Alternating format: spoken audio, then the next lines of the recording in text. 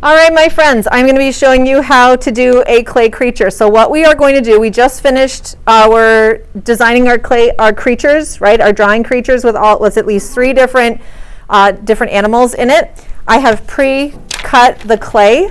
So I'm going to give you a couple of options, and you're going to have to make this decision before you get your clay. You can create, do you remember in first grade we made pinch pots? Yeah. Right? We did a ball, we put our thumb in the middle, and then we pinched.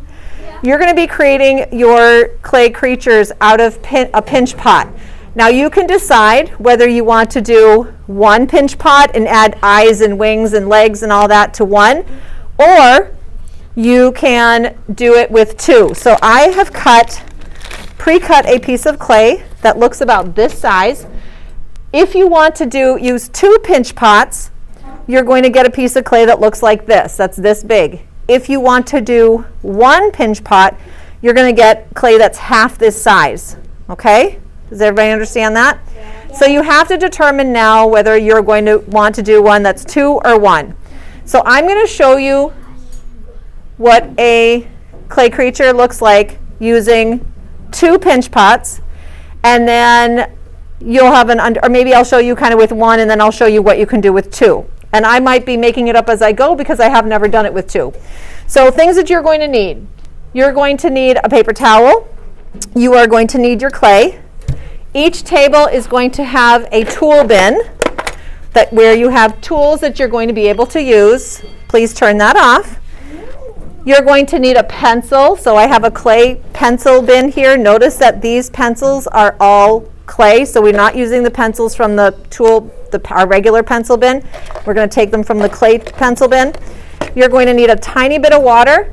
This water is going to be used as slip. It's going to act as glue, and I'm going to explain that in just a little bit. And then you're going to need a couple paintbrushes to put in the water so that you can share the paintbrushes. Okay? So I'm going to just go ahead and move those aside. And because this clay is made for 2 pinch pots, I'm going to start by cutting this in half. So if you're doing 2 pinch pots to create your creature, the first thing you're going to do is you're going to take a knife, and actually you're not going to have this knife in here. This is my box, so you're not going to have anything like that in there. What you will have is you'll have a plastic knife, and first thing you'll do is you'll cut this in half. Now if you remember from first grade, when we make the pinch pot, we are taking the rectangle or square that you get, and we are using our palm to tap in the corners.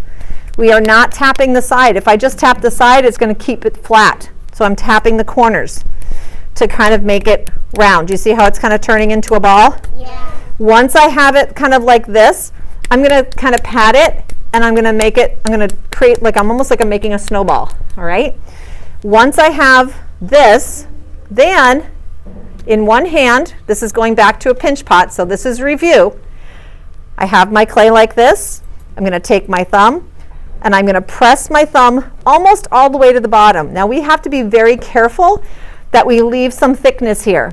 If we go too far, this is going to be very thin, and it could break. We don't want to create a hole in the bottom.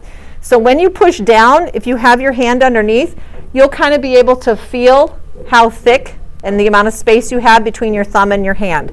Then what you will do is keeping your thumb inside, so this kind of looks like an olive, keeping your thumb inside and using your outside fingers, we're going to press, release, turn, press, release, turn, press, release, turn.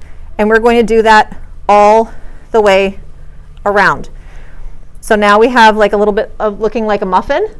Notice that the inside's getting larger. Would you agree? Now that we've done the bottom, we're now going to go to the middle. Now when I'm pressing, I want to make sure my walls stay nice and thick, especially because we're going to be adding things to this. So if these walls become too thin, then when we go to add things, our wall is going to cave in. Does that make sense? Because it's not thick enough to hold it. So we want to keep our walls pretty thick. When you are done with your pinch pot, if you want me to come around and check to make sure it's okay, raise your hand and I'm happy to come around and check. Keep your feet on the outside of the stool and make sure you're sitting in the middle, please. Now I'm pinching at the top. Look at the thickness of my edge right here. This is actually called a lip.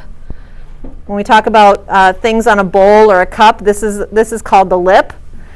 This is called the mouth because it's the opening.